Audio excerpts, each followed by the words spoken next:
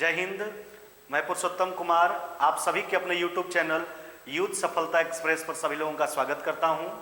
आइए आज के इस वीडियो में हम लोग मैथ रीजनिंग का सेट नंबर 10 पर विचार करेंगे, है ना।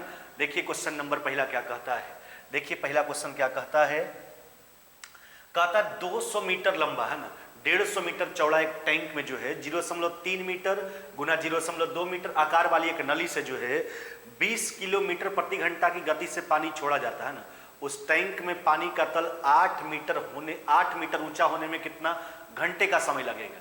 देखिए इस प्रकार के प्रश्न में हम क्या करते हैं, टैंक का आयतन यानी जितना पानी चाहिए आपको उसका आयतन अब बटा पाइप के द्वारा 1 घंटा में भरे गए पानी के आयतन से क्या करेंगे, भाग देंगे।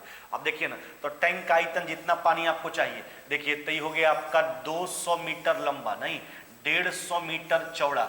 अब देखिए पानी का तल कितना ऊंचा होने के लिए किया, 8 मीटर, नहीं तो इतना पानी चाहिए आपको टैंक में, है ना। तो ये पूरे पानी का आयतन जितना टैंक में आपको पानी चाहिए, अब क्या करेंगे, पाइप के द्वारा भरे गए 1 घंटा में पानी के आयतन से भाग देंगे। अब देखिए तो पाइप का डायमेंशन दिया गया 0.3 मीटर गुना 0.2 मीटर आकार वाला है।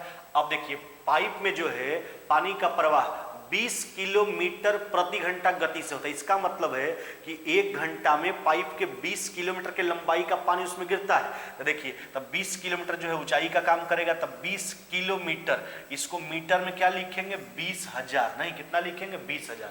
तो हमने क्या किया, टंकी का आयतन जितना पानी चाहिए उसमें पाइप के द्वारा 1 घंटा में भरे गए पानी के आयतन से भाग दे देंगे, समय निकल के आ जाएगा।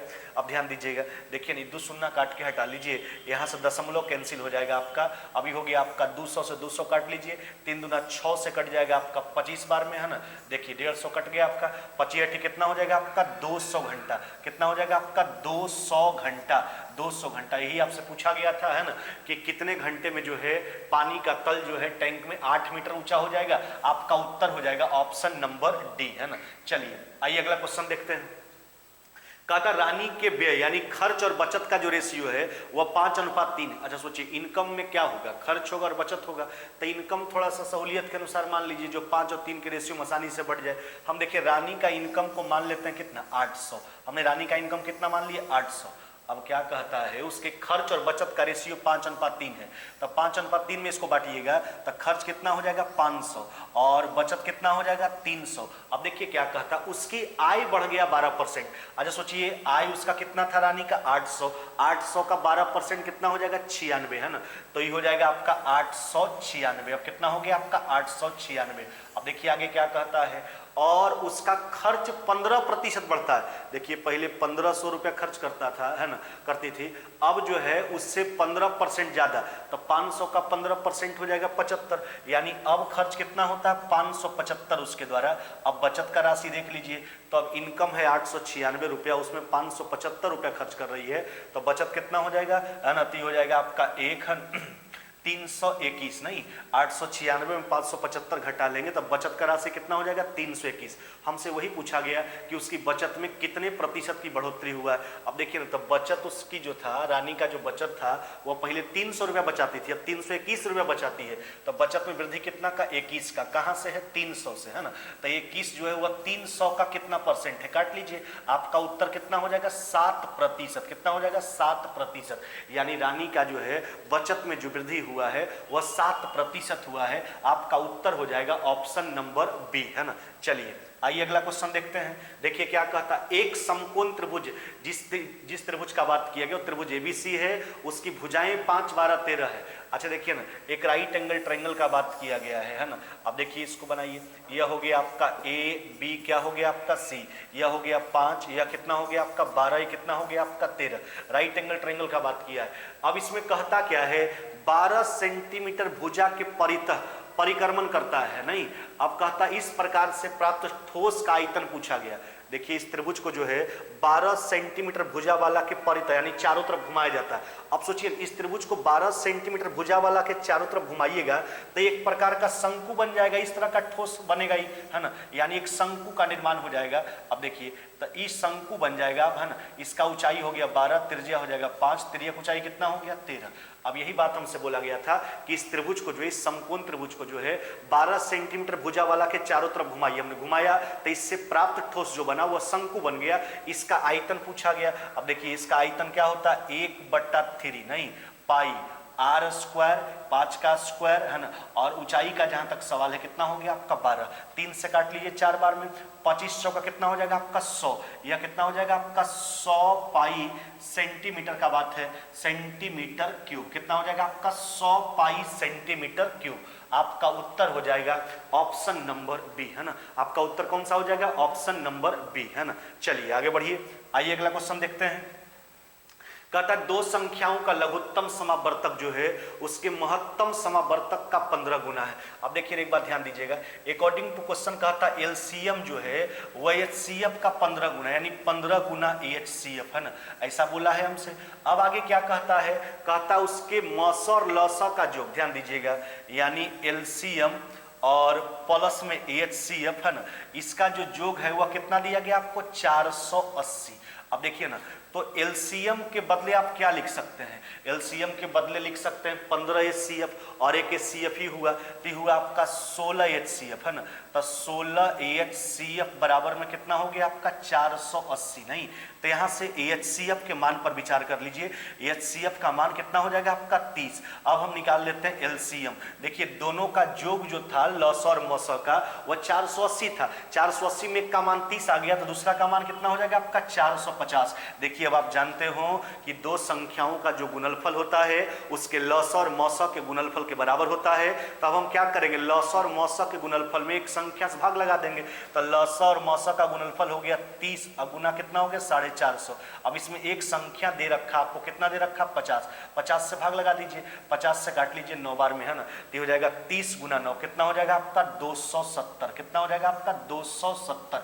यही आपका उत्तर हो जाएगा। आपसे दूसरा संख्या पूछा गया था, अतः दूसरा संख्या का जो मान हो जाएगा वह कितना हो जाएगा आपका? 270। चलिए ऑप्शन नंबर हो जाएगा आपका सी। चलिए आगे बढ़ते हैं, देखिए अगला क्वेश्चन क्या कहता है। 8 संख्या का बात किया गया, ध्यान दीजिएगा, इसका औसत कितना है? 20। अच्छा एक बात सोचो, 8 गो का औसत 20 है, तो योगफल कितना हो जाएगा? 20 गुना कितना? 8। अब देखिए क्या कहता है, इसमें प्रथम दो संख्या का योगफल कितना है? 31, है ना, और उसके आगे की 3 संख्या का औसत 21.1/3, यानी 64/3 औसत है अगला 3 का, तो योगफल हो जाएगा 64/3 गुना कितना? 3। अच्छा एक बात सोचिए, टोटल 8 संख्या का चर्चा किया था, जिसमें शुरू का 2 संख्या और उसके बाद का 3 संख्या, यानी 5 संख्या हमने घटा लिया, तो बच गया लास्ट का 3 संख्या, यानी 6ठा, 7वां, 8वां। अब देखिए ना, ये तीनों का योगफल निकल के आ जाएगा, है ना, तो 31 और 64, 95 घटा लीजिए 160 में, तो यह कितना हो जाएगा आपका? 65। यह तीनों संख्याओं का योग हो गया, जिसमें संख्या कौन कौन है आपका? एक संख्या 6ठा, एक संख्या 7वां और एक संख्या कितना है? 8वां। अब देखिए हमसे पूछा क्या गया है? 8वां संख्या पूछा गया, इसको हम मान लेते हैं कितना? x। अब थोड़ा पढ़िए, यह तीनों में रिलेशन क्या था? कहता है 7वीं और 8वीं संख्याएं, 7वीं और 8वीं संख्याएं छठी संख्या से 4 और 7 ज्यादा है। अब देखिए ना, तो छठी संख्या से 7वां संख्या 4 ज्यादा और 8वां संख्या 7 ज्यादा, तो 8वां संख्या छठा से जो है 7 ज्यादा, तो छठा इससे 7 कम हो जाएगा, x माइनस में 7। हमने 8वां को इसलिए जूम किया क्योंकि 8वां संख्या हमसे पूछा गया था। अब 7वीं संख्याएं छठा से 4 ज्यादा, इसमें 4 जोड़ेंगे तो यह कितना हो जाएगा? x माइनस में कितना? 3। अब देखिए तीनों का योगफल तो हम निकाल चुके हैं 65, अब तीनों को जोड़िए तो 3x माइनस में 10, नहीं कितना हो जाएगा आपका? 3x माइनस में 10 बराबर में कितना हो गया आपका? 65। तो हो जाएगा आपका 3x बराबर में 75, है ना, इसलिए x बराबर कितना हो जाएगा आपका? 25। यही पूछा गया था, 8वां संख्या पूछा गया था, अतः 8वां संख्या का मान हो जाएगा 25। आपका उत्तर हो जाएगा ऑप्शन नंबर बी, है ना, ऑप्शन नंबर बी। चलिए आइए अगला क्वेश्चन देखते हैं। एक 110 मीटर लंबी रेलगाड़ी 60 किलोमीटर प्रति घंटा गति से दौड़ रही है। कितने समय में रेलगाड़ी उस व्यक्ति के पास से गुजरेगी जो उस रेलगाड़ी के विपरीत दिशा में इंजन से 6 किलोमीटर प्रति घंटा गति से दौड़ना आरंभ करता है? देखिए व्यक्ति के पास से गुजरेगी, अच्छा सोचिए रेलगाड़ी व्यक्ति को पार करेगा, नहीं खुद की लंबाई को पार करेगा, उसका खुद का लंबाई कितना? 110। यहाँ पर रेलगाड़ी का तो चाल है, ये है व्यक्ति भी चल रहा है, वह भी रेलगाड़ी के विपरीत अपोजिट डायरेक्शन में चाल जुटेगा। रेलगाड़ी का स्पीड 7, व्यक्ति का 6, तो 60 कितना हुआ? 66। वह मीटर में था या किलोमीटर प्रति घंटा में, इसको मीटर प्रति सेकंड में एक्सचेंज हमने कर लिया। चलिए हल कर लीजिए इसको। अब देखिए ना, तो 11 से काट लेंगे 10 बार में, 11 से कट जाए कितना बार में, 6 बार में। अब 5 से काट लीजिए 2 बार में, और 6 से कट गया आपका 3 बार में। 3 दूना कितना हो जाएगा, 6 सेकंड का समय लगेगा उस व्यक्ति के पास से गुजरने में रेलगाड़ी को। आपका उत्तर हो जाएगा ऑप्शन नंबर बी, है ना, ऑप्शन नंबर बी। चलिए आइए अगला क्वेश्चन देखते हैं। कहता 1100 रुपया अंकित मूल्य वाला जो है एक घड़ी को 10% बट्टा देने के बाद एक दुकानदार को 10% का लाभ होता है, उस घड़ी का क्रय मूल्य। अच्छा देखिए ना, घड़ी का दुकानदार जो कीमत अंकित किया है वह 1100 किया, और उस पर दुकानदार का दोनों कंडीशन है। सबसे पहली बात, लाभ कमा रहा है ना, इसका मतलब खरीदा होगा कम में 100/110। अब डिस्काउंट तो दे रहा था 10% का। देखिए तो कोई भी दुकानदार छूट अपना घर से देता नहीं है ना, छूट देने के लिए कीमत को बढ़ाया होगा, यानी क्रय मूल्य पर जाने के लिए फिर कीमत कम करना होगा। तो यह 90 बटा कितना हो जाएगा आपका 100। चलिए काट के हटा लीजिए, 110 से काट लीजिए 10 बार में, यानी उस घड़ी का क्रय मूल्य कितना हो जाएगा, 900 रुपया। 900 रुपया हो जाएगा। आपका उत्तर क्या हो जाएगा, ऑप्शन नंबर बी, है ना, ऑप्शन नंबर बी। चलिए आगे बढ़िए। कहता है व्यक्ति पी जो है 2525 रुपया की पूंजी से जो है व्यापार प्रारंभ करता है, और कुछ माह बाद एक दूसरा व्यक्ति क्यू जो है वह 1200 रुपया की पूंजी के साथ पी के साथ जुड़ जाता है। 1644 रुपया के कुल वार्षिक लाभ में से पी का अंश 1212 रुपया साझेदार के रूप में क्यू कब जुड़ा। ऑप्शन है आपका 2 माह बाद, 3 माह बाद, 4 माह बाद, 5 माह बाद। कहने का मतलब आपको ही निकालना कि कितना माह बाद जो है क्यू जो है व्यापार में शामिल हुआ। देखिए आप जानते हो कि पार्टनरशिप में जो हम लाभ को बांटते हैं वह पूंजी गुना समय के आधार पर बांटते हैं। जो व्यक्ति जितना पूंजी का निवेश करता है, जितना समय के लिए करता है, वही हिसाब से उसको लाभ दिया जाएगा। देखिए पी जो निवेश किया वह 2525 रुपया का निवेश किया है, और ये शुरू से रहा थी तो 12 माह रहा। और क्यू जो निवेश किया है कुछ माह बाद वह 1200 का निवेश किया है। मान लेते हैं कि x महीना बाद आया तो रहा कितना महीना, 12 माइनस में कितना x। अब देखिए इसी रेशियो में लाभ को बांटा जाएगा। टोटल लाभ 1644, उसमें पी का हिस्सा 1212। देखिए तो पी का हिस्सा 1212, तो पूरा लाभ में पी के लाभ को घटाइए तो 1644 में से 1212 घटाएंगे, कितना बचेगा, तो हो जाएगा आपका 400 कितना 32। यह हो गया आपका 432 रुपया। जो लाभ बचा हुआ क्यू का बचा, हम x के मान पर विचार कर लेंगे, हमको निकल के आ जाएगा क्यू जो है व्यापार में कितना माह बाद जो है जुड़ा है ना। चलिए 25 से काट लीजिए, 25 से 101 बार में कट जाएगा, 2 शून्य काटिए, 25 से कट जाएगा 4 बार में, 12 गुना 101 है ना, 1212 काट लीजिए। अब देखिए ना 12 चौक कितना हो गया आपका 48, 48 से काट लीजिए 9 बार में है ना, तो यह हो गया आपका 12 माइनस में x बराबर में कितना हो गया आपका 9, इसलिए x बराबर कितना हो गया आपका 3, यानी 3 माह बाद जो है Q जो है व्यापार में जो है P के साथ साझेदार हुआ था। आपका उत्तर हो जाएगा 3 माह बाद। ऑप्शन नंबर क्या हो जाएगा आपका बी, है ना, ऑप्शन नंबर हो जाएगा आपका बी, है ना। चलिए आइए अगला क्वेश्चन देखते हैं। एक रेलगाड़ी एक टेलीग्राफ के खंभे के पास से 8 सेकंड में गुजरती है और 200 मीटर लंबे पुल को 24 सेकंड में पार कर लेती है। रेलगाड़ी का लंबाई पूछा। अब देखिए रेलगाड़ी जो है खंभा को पार करेगा तो वहां पर केवल खुद की लंबाई को 8 सेकंड में पार करता है, और अगर पुल को पार करता है तो खुद की लंबाई प्लस में 200 मीटर का लंबाई, तो एक बार 8 सेकंड, जहां दूरी केवल खुद का लंबाई एक बार 24 सेकंड लेता है रेलगाड़ी, वहां पर खुद का लंबाई प्लस में 200 मीटर। अच्छा सोचिए तो समय में डिफरेंस आखिरकार अगर हुआ तो इस 200 मीटर के कारण हुआ, और समय में डिफरेंस देखिए एक बार 8 सेकंड एक बार 24 सेकंड, तो 16 सेकंड का डिफरेंस है, यानी रेलगाड़ी 16 सेकंड में 200 मीटर का दूरी तय करता है। रेलगाड़ी का चाल आ गया मीटर प्रति सेकंड में। अब देखिए तो खंभा को गुजरने की स्थिति में रेलगाड़ी खुद की लंबाई को पार करता है, तो खंभा वाली स्थिति में दूरी निकाल लेंगे, रेलगाड़ी का लंबाई आ जाएगा। तो खंभा को पार करने में समय कितना लगा था 8 सेकंड, चाल हम मीटर प्रति सेकंड में निकाल चुके थे, 8 सेकंड से गुना कर लीजिए। चलिए अब इसको काट लीजिए ना, तो 16 से कटेगा आपका है ना, 8 से काट लीजिए 2 बार में है ना, 2 से काट लीजिए अब 100 बार में। रेलगाड़ी का लंबाई आपसे पूछा गया था, रेलगाड़ी का लंबाई कितना हो जाएगा आपका 100 मीटर है ना, 100 मीटर। आपका उत्तर क्या हो जाएगा ऑप्शन नंबर ए, है ना। चलिए आइए अगला क्वेश्चन देखते हैं। देखिए क्या कहता है, किसी 75 लीटर के मिश्रण में दूध का पानी से रेशियो, ध्यान दीजिएगा, देखिए ना दूध का जो है वह पानी से रेशियो कितना है 2:1 कितना 1। अब आगे क्या कहता है, मिश्रण में कितना पानी और डाल दिया जाए ताकि रेशियो कितना हो जाए 1 कितना 2। देखिए हम इस तरह के प्रश्न में क्या करते हैं, क्या सोचते हैं कि हम देखते हैं किसके मान में परिवर्तन नहीं हो रहा है।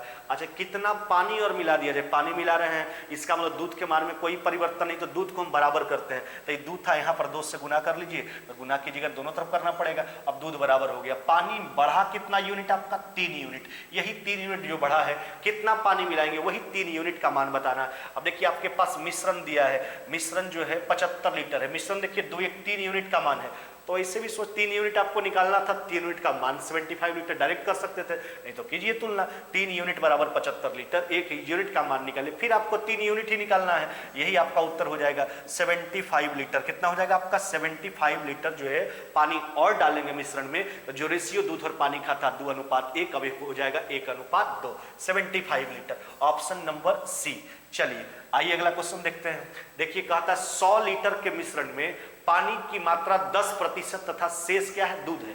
कहता है इसमें कितना पानी और मिला दिया जाए ताकि प्राप्त मिश्रण में दूध की मात्रा 50%। फिर वही बात, हम वही चीज सोचेंगे कि किसके मान में परिवर्तन नहीं हो रहा है। देखिए कितना पानी और डाल दे, पानी डाल रहे हैं, दूध के मान में परिवर्तन नहीं हो तो दूध को लेकर प्रश्न बनाएंगे। अब देखिए 100 लीटर का मिश्रण है, अब देखिए 10% आपका पानी है और शेष दूध, तो दूध कितना हो जाएगा आपका 90%। कितना पानी और मिला दिया जाए, मान लेते हैं कि 1 लीटर पानी और मिलाएंगे। अच्छा पानी मिलाइएगा तो पानी का तो मात्रा बढ़वे करेगा, मिश्रण का भी मात्रा बढ़ेगा, मिश्रण हो जाएगा 100 + x। अब नया वाला मिश्रण में दूध का प्रतिशत मान कितना है आपका 50, अब दूध का हो गया प्रतिशत मान 50। देखिए दूध का हमने पहले वाला मात्रा निकाला, दूध का बाद वाला मात्रा निकाला, दोनों बराबर होगा क्योंकि दूध के मान में कोई परिवर्तन नहीं हुआ है। चलिए अब इसको काट के हटा लीजिए, 50 से कट गया आपका 2 बार में 180 में से 100 चला जाएगा, है ना। x बराबर कितना हो जाएगा आपका 80 लीटर, कितना हो जाएगा 80 लीटर। ऑप्शन नंबर क्या हो जाएगा आपका डी, है ना, ऑप्शन नंबर क्या हो जाएगा आपका डी। चलिए आइए अगला क्वेश्चन देखते हैं। देखिए कहा था दिए गए चित्र में ओ वृत्त का केंद्र है, पीए बराबर 12 सेंटीमीटर, पीसी बराबर 15 सेंटीमीटर, सीडी बराबर 7, एबी का लंबाई पूछा गया। अच्छा एक बात ध्यान दीजिए, आपसे क्या क्या दिया, पीए दिया है नहीं, अच्छा पीए कितना दिया, यह पीए दिया 12 सेंटीमीटर, है ना। पीसी जो दिया है वह कितना दिया आपका, यह दिया 15 सेंटीमीटर, है ना। अब देखिए और हमको दिया सीडी कितना दिया 7, सीडी कितना दिया 7। अब सोचिए पूरा 15, सीडी अगर 7 है तो कितना हो जाएगा, पीडी आपका 8, है ना। अब एबी का लंबाई पूछा, एबी को अगर आप x मानते हैं तो यह कितना हो जाएगा आपका 12 माइनस में कितना हो जाएगा आपका x। देखिए यहाँ पर एक कंडीशन याद रखिएगा कि अगर वृत्त की 2 जीवाएं जाकर बाहर एक दूसरे को स्पर्श करती है तो यहाँ पर कंडीशन हम आपको कई बार बताए भी हैं, क्या होता है पीए गुना पीबी, है ना, पीए गुना पीबी बराबर में पीसी गुना क्या होता है आपका पीडी, है ना। इस कंडीशन को ध्यान रखिएगा। ऐसा कब होगा, जब वृत्त की 2 जीवाएं जो हैं बाहर एक दूसरे को जाकर जो है प्रतिच्छेद करती हो। मान का प्रयोग कीजिए, पीए का मान कितना हो गया आपका 12, जहां तक पीबी का सवाल है यह हो जाएगा 12 माइनस में कितना x बराबर में, है ना, यह हो गया आपका 12 और यह हो गया आपका 12 माइनस में x, है ना। देखिए यह हो गया आपका 12 आई हो गया आपका 12 माइनस x। अब पीसी का जहां तक सवाल है, पीसी हो गया आपका 15 और पीडी का लंबाई कितना हो गया आपका 8। चलिए हल कर लीजिए इसको। देखिए 4 से 3 बार में, अब 4 से 2 बार में कट जाएगा, है ना। अब यहां से 3 से काट लीजिए 5 बार में, है ना। अब देखिए तो 12 माइनस x बराबर 10, है ना। तो 12 माइनस में x बराबर कितना हो गया 10, इसलिए x बराबर कितना हो जाएगा आपका 2 सेंटीमीटर। यही पूछा गया था, हमसे पूछा गया था एबी का लंबाई, जिसको हमने x से जूम किया था। आपका उत्तर हो जाएगा 2 सेंटीमीटर। ऑप्शन नंबर क्या हो जाएगा आपका सी, ऑप्शन नंबर हो जाएगा आपका सी, है ना। चलिए आइए अगला क्वेश्चन देखते हैं। कहता बिंदु 1 3 से गुजरने वाली और धनात्मक x अक्ष के साथ माइनस में 45 डिग्री का कोण बनाने वाली रेखा का समीकरण पूछा जा रहा है। देखिए किसी भी रेखा का समीकरण निकालने के लिए सबसे पहले उसका स्लोप निकालना होता है। अच्छा स्लोप हम यहाँ पर कैसे निकालेंगे, अच्छा स्लोप का मतलब क्या होता है, अगर कोई रेखा जो है x पॉजिटिव के साथ, है ना, x पॉजिटिव धनात्मक x के साथ जितना कोण का निर्माण करता है उसका टेंजेंट ही उस रेखा का स्लोप कहलाता है। तो कोण का निर्माण किया माइनस में 45, इसका टेंजेंट निकाल लीजिए, तो इसका टेंजेंट 10 माइनस में 45 डिग्री निकालेंगे, यही इसका स्लोप हो जाएगा। देखिए cos माइनस थीटा और sec minus theta only positive होता है क्योंकि फोर्थ क्वाड्रेंट में उसी दोनों का घर होता है, बाद बाकी सब निगेटिव। तो 10 माइनस थीटा माइनस में 10 थीटा, 10 45 हो गया 1। अब देखिए तो हो गया इस रेखा का स्लोप आ गया माइनस में 1 और बिंदु 1 3 से रेखा गुजरता है। अच्छा इक्वेशन ऑफ अ लाइन क्या होता है, बाई माइनस में बाई 1 बराबर में क्या होता है आपका em इंटू एक्स माइनस में x1, है ना। तो किसी भी रेखा का समीकरण निकालने के लिए उस पर का एक बिंदु और उसका स्लोप चाहिए। एक बिंदु मालूम है, हमने स्लोप निकाल लिया। चलिए तो ये हो जाएगा आपका बाई 1 देखिए कितना हो जाएगा आपका 3 है ना, स्लोप हो गया आपका माइनस में 1, x1 कितना हो गया आपका 1। चलिए हल कर लीजिए, बाई माइनस में 3 बराबर माइनस में x माइनस माइनस क्या हो जाएगा प्लस में 1, इधर भेज दीजिए तो x प्लस बाई बराबर कितना हो जाएगा आपका 4। यही हो जाएगा इक्वेशन ऑफ अ लाइन है ना। आपका उत्तर हो जाएगा option number A, x plus y equal to 4 है ना। चलिए आइए अगला क्वेश्चन देखते हैं। देखिए कहता है त्रिभुज एबीसी में कौन सी समकोण है। अब देखिए ना, एक त्रिभुज एबीसी का बात किया गया है ना। अभी हो गया आपका ए, यह हो गया बी और ये क्या हो गया सी। यह ए भुजा हो गया, यह हो गया आपका भुजा सी है ना, और यह क्या हो गया आपका बी। अब इसमें कौन सी समकोण है, इस तरह का प्रश्न हम पीछे वीडियो में आपको बताए हैं है ना। वही चीज है, केवल हल करके आगे ऑप्शन दिया गया है। अब क्या कहता है, कहता है सी से ए बी पर डाला गया एक लंब डाला गया, इस लंब का लंबाई क्या दिया गया पी। अब हमसे कहता है निखित में से कौन सा जो है ऑप्शन आपका सही है उसको ढूंढ के बताना है। अच्छा देखिए एक्चुअली राइट एंगल ट्रायंगल है तो यहाँ से तो आप लिख सकते हैं ना A square plus B square equal to कितना सी स्क्वायर। इक्वेशन नंबर कितना हो गया आपका फर्स्ट। नहीं अच्छा एक बात सोचिए, इस त्रिभुज का क्षेत्रफल हम लिखेंगे 1/2 गुने ए गुना क्या लिखेंगे बी, नहीं आधार गुने ऊंचाई। अगर आधार हम 1 को माने हैं, अब देखिए एक बार इसी त्रिभुज का क्षेत्रफल 1/2, अगर आधार हम सी को मानते हैं तो उसके ऊंचाई क्या है पी। अब 1/2 काट लीजिए, ये स्क्वायर है बी स्क्वायर कर लीजिए है ना, तो ए स्क्वायर बी स्क्वायर दोनों तरफ वर्क करना पड़ेगा। यह हो जाएगा सी स्क्वायर पी स्क्वायर, नहीं यह हो गया आपका इक्वेशन नंबर सेकंड। अब हम क्या करते हैं, समीकरण 1 अभागा समीकरण 2, हम 1 में 2 से जो है भाग लगा देते हैं। अब लेफ्ट साइड भाग लगाइए, तो भाग लगेगा एक बार ए स्क्वायर कटेगा, एक बार आ जाएगा बी स्क्वायर, एक बार ए स्क्वायर बी स्क्वायर कटेगा 1/a स्क्वायर, इधर सी स्क्वायर कट जाएगा, क्या हो जाएगा आपका 1/p स्क्वायर। हमने भाग लगा दिया पहला वाला में दूसरा वाला से, इसको हल कीजिए तो हो जाएगा आपका ए स्क्वायर प्लस बी स्क्वायर है ना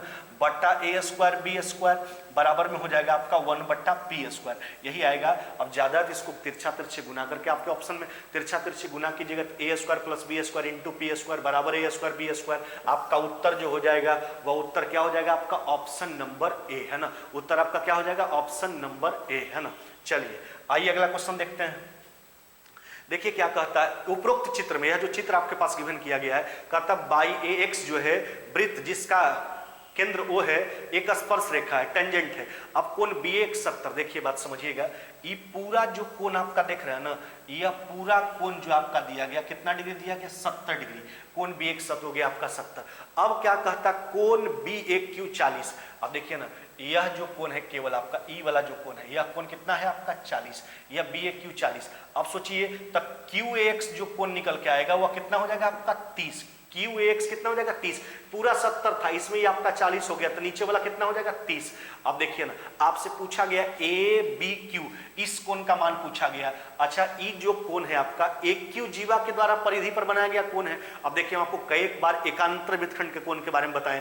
एकांतर वृत्तखंड का कोण क्या होता है, किसी वृत्त के स्पर्श रेखा और जीवा के द्वारा बनाया गया कोण, जबकि वही जीवा के द्वारा परिधि पर बनाया गया कोण दोनों आपस में बराबर होता है, इसी को एकांतर वृत्तखंड का कोण कहा जाता है। तो एक क्यू जीवा परिधि के साथ अगर स्पर्श रेखा के साथ अगर 30 बना रहा है तो परिधि पर भी 30 डिग्री का ही निर्माण करेगा, अतः इस कोण का मान कितना हो जाएगा आपका 30 डिग्री है ना। यही पूछा गया था, ए बी क्यू का मान पूछा गया था 30 डिग्री आपका उत्तर हो जाएगा।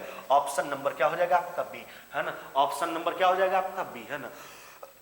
चलिए आइए अगला क्वेश्चन देखते हैं। कहता है कतार में P बाएं से 11वें स्थान पर और Q दाएं से 10वें स्थान पर है। यदि वे अपनी जगह आपस में बदल लेते हैं तो P बाएं से कितना हो जाता है 18वां हो जाता है। उस पंक्ति में कुल कितने व्यक्ति हैं। देखिए इंटरचेंज रैंकिंग है, इंटरचेंज रैंकिंग में टोटल निकालने के लिए वैसे व्यक्ति का P1 P2 लेकर चला जाता है जिसका परिवर्तन के बाद एक नया क्रमांक दिया हुआ हो। परिवर्तन के बाद P बाएं से कितना हो जाता है 18। अब सोचिए परिवर्तन कीजिएगा तो P तो चला जाएगा Q के जगह पर और Q दाएं से कितना था 10वां, अब हो जाएगा P दाएं से 10वां। अब P का परिवर्तन के बाद दोनों पोजीशन आ गया, अब इसमें एक घटा लीजिए 28 में से एक चला जाएगा, कितना हो जाएगा आपका उत्तर 27। कितना हो जाएगा आपका 27 है ना, 27 हो जाएगा आपका उत्तर हो जाएगा ऑप्शन नंबर सी है ना, ऑप्शन नंबर सी। चलिए आइए आगे बढ़िए। देखिए अगला क्वेश्चन क्या कहता है, कहता मेरा भाई मुझसे 562 दिन बड़ा है। देखिए बड़ा और छोटा का अर्थ समझिएगा, बड़ा है यानी जन्म पहले हुआ है और छोटा इसका मतलब जन्म जो है बाद में हुआ है, तो पहले के लिए माइनस का चिन्ह लगाएंगे और बाद के लिए प्लस का चिन्ह लगाएंगे। ऐसा नहीं कि बड़ा है तो प्लस चिन्ह लगा, नहीं। और कहता है जबकि मेरी बहन उससे यानी भाई से 75 सप्ताह बड़ी है। देखिए बहन का जो जन्मदिन है, ध्यान दीजिएगा, बहन का जो जन्मदिन है वह जन्मदिन कौन सा है? मंगलवार। बहन का जन्मदिन कौन सा हो गया? मंगलवार। अब देखिए ना, अब भाई का जन्मदिन निकाल लीजिए। अब कहता है बहन जो है भाई से 75 सप्ताह बड़ी, तो 75 सप्ताह बड़ी, इसका मतलब है कि बहन का जन्म भाई से 75 सप्ताह पहले, इसका मतलब भाई का जन्म जो है 75 सप्ताह बाद। हर सप्ताह के बाद वही दिन आता है, तो अगर बहन का जन्मदिन मंगलवार है तो भाई का भी जन्मदिन कौन सा हो जाएगा? मंगलवार, है ना। अब बात आया मेरा। अब देखिए मेरा क्या रिलेशन था, कहता मेरा भाई मुझसे 562 दिन बड़ा है। अब सोचिए भाई मुझसे 562 दिन बड़ा है, इसका मतलब भाई का जन्म पहले हुआ है ना, और मेरा जन्म जो है क्या है? बाद में हुआ है। अब देखिए ना, तो 562 भाग लगाइए 7 से, इसमें 7 कितना हो गया? आपका 80 बार में लग जाएगा, 56, है ना। अब देखिए ना, तो आपका रिमाइंडर कितना हो गया? 2। तो मेरा भाई मुझसे 562 दिन बड़ा, यानी जन्म मेरा उससे 562 दिन बाद, तो बाद के लिए प्लस का चिन्ह लगाएंगे, तो जो शेष बचा उसको जोड़ लीजिए। तो मंगलवार अब प्लस में 2 दिन, है ना, प्लस में 2 दिन। अब देखिए मंगल में 2 दिन जोड़ लीजिए, आपका उत्तर क्या हो जाएगा? बृहस्पतिवार। क्या हो जाएगा? बृहस्पतिवार आपका उत्तर हो जाएगा। बृहस्पतिवार आपका उत्तर हो जाएगा ऑप्शन नंबर बी, है ना। आपका उत्तर क्या हो जाएगा? Option number B. चलिए आइए आगे बढ़ जाइए। देखिए अगला क्वेश्चन क्या कहता है, 6 लड़कियां एक वृत्त में केंद्र की ओर मुंह करके बैठी। देखिए सर्कुलर अरेंजमेंट है, 6 लड़की का बात किया है। सबसे पहले लेफ्ट राइट वाला स्टेटमेंट को लेकर चलेंगे, बी भी के बाईं ओर। अब देखिए ना, तो भी के बाईं ओर कौन हो गया? आपका बी, कहीं रख दीजिए। अब कहता आर जो है ना, बी के बाईं ओर बी, आर बी और एम के बीच में, आर जो है वह बी और एम के बीच में रख दिया हमने। अब जे जो है भी और एन के बीच में, देखिए जे जो है भी और एन के बीच में अरेंज हो गया पूरा। कहता एम के बाईं ओर कौन है? एम के बाईं ओर कौन हो जाएगा? एन। एन हो जाएगा, आपका उत्तर हो जाएगा ऑप्शन नंबर बी, है ना, ऑप्शन नंबर बी। चलिए आगे बढ़ जाइए। देखिए क्या कहता है, कथन निष्कर्ष आपके पास दिया गया है, अस्पतालों की संख्या के रूप में स्वास्थ्य सेवा अव्यवस्था विस्तार हुआ है, किंतु उनमें से अधिकांश अच्छी तरह से लैस नहीं है और रोगी सेवाओं के क्षेत्र में प्रगति की मुहर नहीं लगा पा रहे हैं। देखिए तो यानी व्यवस्था को कहीं ना कहीं कोसा गया है। अब देखिए इसका कंक्लूजन पढ़िए, हमें अब से मौजूदा अस्पतालों में अच्छे डॉक्टर उपकरण प्रदान करने चाहिए। बिल्कुल सही है ना, पहला तो बिल्कुल सही है, क्योंकि वहां व्यवस्था सही ढंग से विस्तार हुआ जरूर है व्यवस्था में, लेकिन व्यवस्था अभी भी सही ढंग से नहीं है, जिसके कारण रोगी जो है प्रगति के क्षेत्र में मोहर नहीं लगा पा रहा है। तो पहला जो है सही है, हमें अब से मौजूदा अस्पतालों में अच्छे डॉक्टर और उपकरण प्रदान करने चाहिए। और हॉस्पिटल में होगा क्या? डॉक्टर और उपकरण, है ना। अब कोई भी नए अस्पताल खोलने की आवश्यकता नहीं, ऐसा कोई बात नहीं किया गया, आपका केवल पहला अनुसरण करता है। आपका उत्तर हो जाएगा ऑप्शन नंबर ए, है ना। चलिए आइए अगला क्वेश्चन देखते हैं। एक व्यक्ति की ओर इशारा करते हुए एक महिला ने कहा, क्या कहा भाई? उसके भाई के पिता मेरे दादाजी के इकलौते पुत्र। सोचिए महिला के दादाजी का इकलौता पुत्र, यानी महिला के बाबूजी का बात किया गया, यानी सब आपस में भाई बहन है। तो कहता वह महिला उस व्यक्ति से, महिला जो इस व्यक्ति से बहन के रूप में संबंधित हो जाएगी, है ना, बहन के रूप में संबंधित हो जाएगी। आपका उत्तर हो जाएगा ऑप्शन नंबर बी, है ना। आज के वीडियो में बस इतना ही, मिलते हैं आगे नेक्स्ट वीडियो।